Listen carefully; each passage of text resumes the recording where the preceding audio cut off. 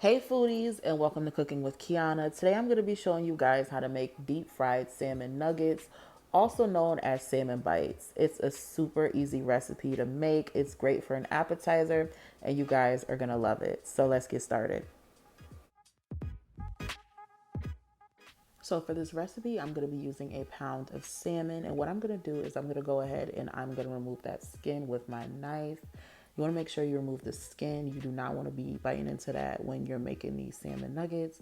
And you want to go ahead and cut these up into little cubes. Make sure they are even in size. That way they can cook through evenly. Also, make sure you use a thick piece of salmon. We want these nuggets to be nice and meaty.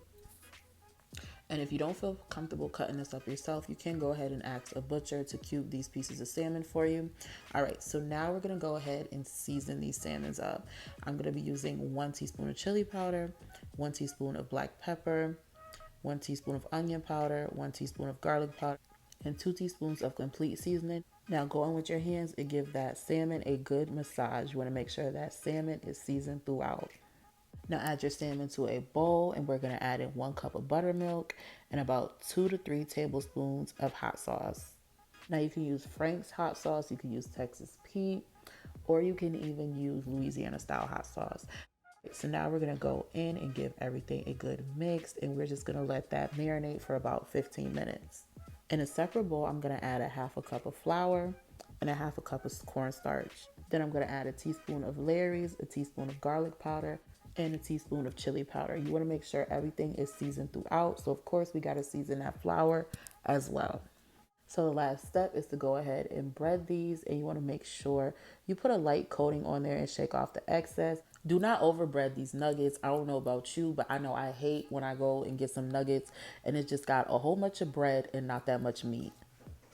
Once the salmon is fully coated, you want to go ahead and add that into your pan. Make sure you spread them out. That way they can fry evenly and they have enough space.